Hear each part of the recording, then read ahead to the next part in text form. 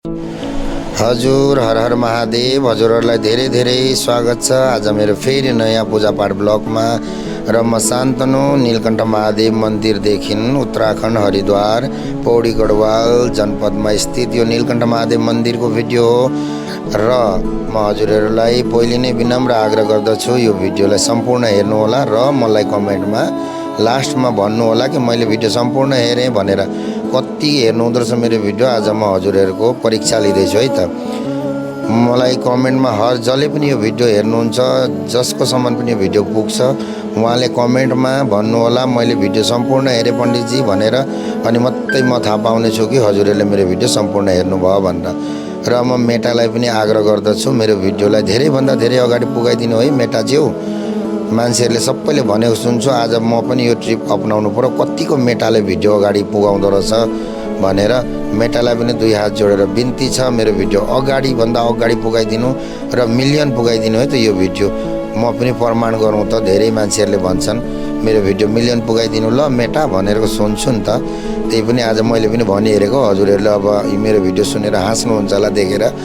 तर मैले पनि आज यो ट्रिप अपनाएको नि। र हेर्न सक्नुहुन्छ हजुरहरूले मैले देखाउँदैछु सधैँको जस्तै हो भिडियो त। तर पनि आज धेरै दिनपछि मैले एउटा लङ ब्लग लिएर आएको छु हजुरहरूलाई।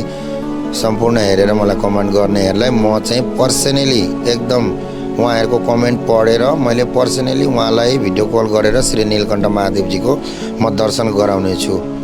तर यति कमेन्टमा हजुरहरूले भन्नु पर्यो कि मैले भिडियो सम्पूर्ण हेरेँ भनेर। मलाई जसले पनि भिडियो हेर्नुहुन्छ उहाँले सम्पूर्ण हेरेँ पण्डितजी भनेर कमेन्ट गर्नु होला। म हजुरहरूको कमेन्ट सम्पूर्ण पढ्ने छु र हजुरहरूलाई पर्सनली म भिडियो कल गरेर यो दर्शन गराउने छु। र हजुरहरूको पनि जीवनमा धेरै राम्रो होस् भगवान्जीले धेरै कृपा गर्नुहोस् हजुरहरूको धेरैभन्दा धेरै राम्रो होस् भन्ने म भगवान्जीसँग प्रार्थना गर्छु। र सबैलाई राम्रै गर्नुहुन्छ भगवान्जीले। ढिलो छिटो भन्ने त अब हाम्रो हातमा छैन। भगवान्जीको अब इच्छा हो होइन। जसलाई पनि अब कृपा गर्नुहुन्छ र सबैलाई कृपा त गर्नै हुन्छ। अब अगाडि पछाडि भन्ने कुरो प्रतीक्षा त अब गर्नै पर्यो। प्रतीक्षाको फल मिठो हुन्छ भन्छन्। अब सुनेकै हो अब होइन सबैलाई थाहै छ। र हजुरहरूले भिडियो सम्पूर्ण हेर्नुहोस्। यो भगवान्जीको कण्ठस्वरूप आकार हो। यो चाहिँ नीलकण्ठ महादेवजीले मतलब हिस्ट्रीमा अब छ। जतिखेर मन्थनमा कालकोट नामको जहर भगवान्जीले पिउनु भएको थियो त्यही जहरलाई शान्त गर्नलाई यो मणिकुट पर्वत भन्ने यहाँ पर्वत छ। त्यही पर्वतको तल बट वृक्ष यानि कि बटको रुखको मुनि बसेर भगवान्जीले 60,000 वर्ष तप गर्नुभएको थियो अरे। त्यही ठाउँ हो। यहाँ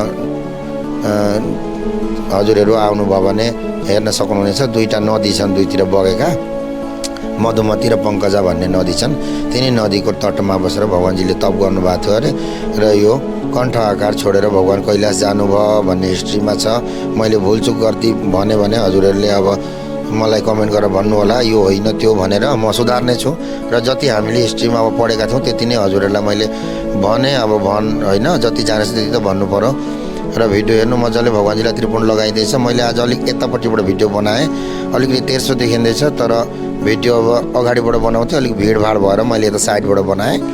र हजुरहरूले भिडियो हेर्न सक्नुहुन्छ यी चन्दन लगाइँदैछ भगवान्लाई। श्रीखण्डम चन्दनम दिव्यम गण्डाढ्यम सुमनोहरम विलेपनम सुरश्रेष्ठ चन्दनम प्रतिगृह्यताम भनेर चन्दन लगाइन्छ।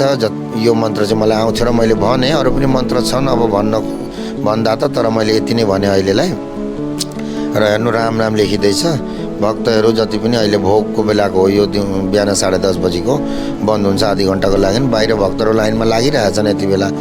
उहाँहरू प्रतीक्षामा हुनुहुन्छ र गेट खुलेपछि उहाँहरूलाई दर्शन हुन्छ।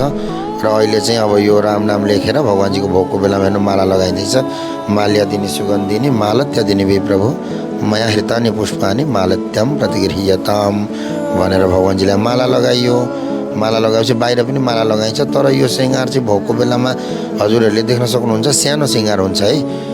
हजुर म आरती देखाउँछु हजुरहरूलाई देखाइरहेको छु हेर्नुहुन्छ होला जति पनि मसँग जोडिनु भएको छ। उहाँहरूले आरतीको दर्शन गर्दाखेरि बेलुकाको आरतीमा चाहिँ ठुलो श्रृङ्गार हुन्छ। किनभने बेलुका फुर्सद पनि हुन्छ त्यति मान्छे पनि हुँदैनन्। फुर्सद नभए तापनि बेलुकाको सिँगार अलिक ठुलै हुन्छ। अहिले चाहिँ खालि माथि माथि मात्रै माला लगाइन्छ। र हजुरहरू यो भिडियोलाई एकदम धेरैभन्दा धेरै सेयर गरेर मिलियन पुगाइदिनु त लो त।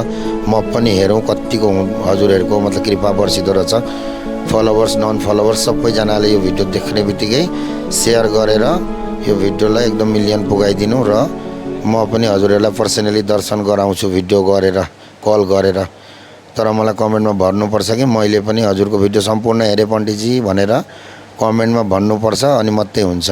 नत्र भने कसरी गराउनु, कसरी थाहा हुन्छ मलाई कि हजुरले भिडियो सम्पूर्ण हेर्नुभयो, को नयाँ साथी जोडिनु भयो, को पुरानो हो। पुरानाले पनि मलाई भन्नुभयो भने म दर्शन गराउने छु। भिडियो यति नै अब समाप्त हुन लाग्यो, श्रृङ्गार भइसक्यो र हजुरहरू भिडियोमा बनिरहनु होला। जति पनि मेरा साथी हुनुहुन्छ, फलोवर्स डन फलोवर्स सबैजनाले भिडियोलाई धेरैभन्दा धेरै सेयर गरेर मिलियन पुगाइदिनु।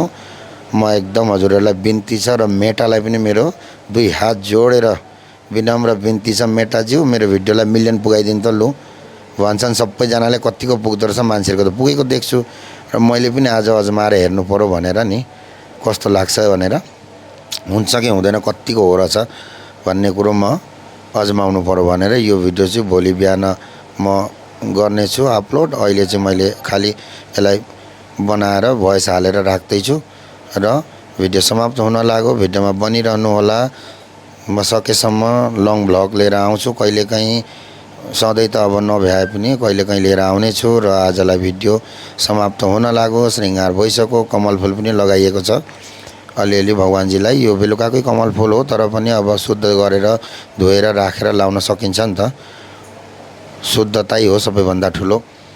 यसलाई राम्ररी जतनले राखेर शुद्ध गरेर लाउन सकिन्छ।